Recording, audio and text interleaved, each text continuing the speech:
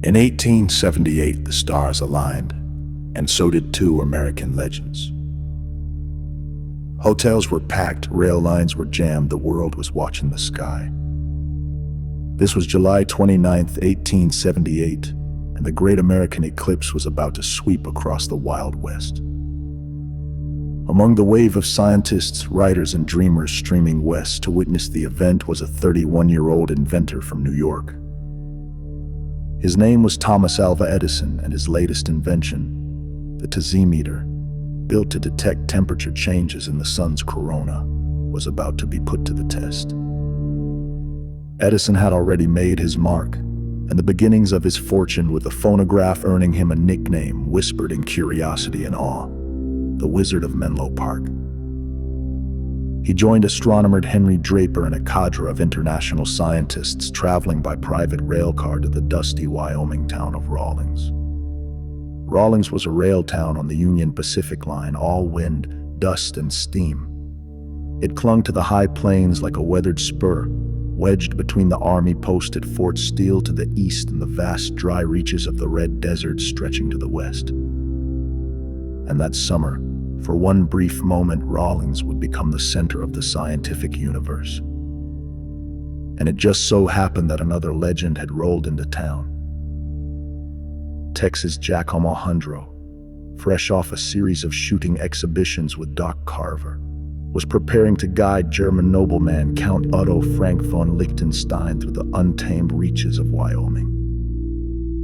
Jack had often led hunts through these very hills, south into the Medicine Bow and north across the Sweetwater through Wind River Canyon and towards the Bighorn Basin.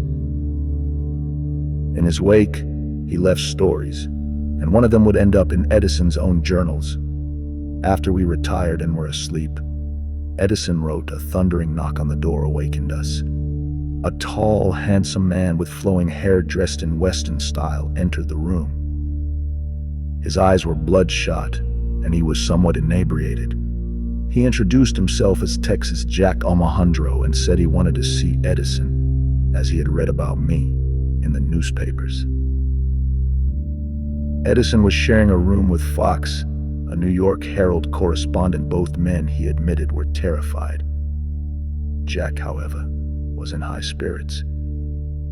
He explained that he had just come in with a hunting party and that he felt fine. He explained also that he was the boss pistol shot of the West, that it was he who taught the celebrated Dr. Carver how to shoot.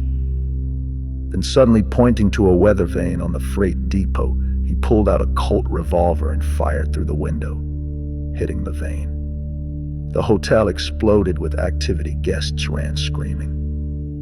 Someone yelled for the sheriff, but Texas Jack, he holstered his revolver and grinned. Only when Edison promised to see him in the morning did he saunter off into the night. Edison never saw him again. "We were told in the morning that Jack was a pretty good fellow," Edison wrote, "and was not one of the bad men of whom they had a good supply." Jack was already gone, heading south with Count Otto Frank, who recorded in his own journal that he and Jack spent Eclipse morning fishing for trout in the high alpine streams near the Colorado border. "We caught some trout and went back to camp," Frank wrote. "And while cooking the fish, the eclipse set in, and we had a very good view of it. Jack called it a damned humbug and put up job, because our tent and blankets caught fire while we were looking at the sun.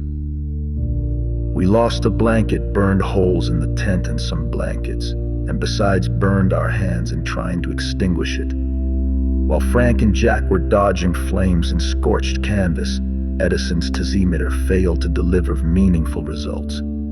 But legend has it he found something more valuable that day. When he couldn't find Texas Jack the next morning, Edison decided to go fishing. He got to thinking of his bamboo fishing rod and the way its filaments might react to heat and tension.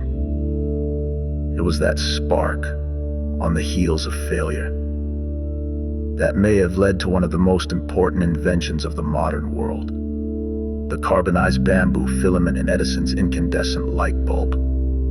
One cowboy, one inventor, one eclipse, one wild night in Rawlins, Wyoming. That's not a legend. That's history.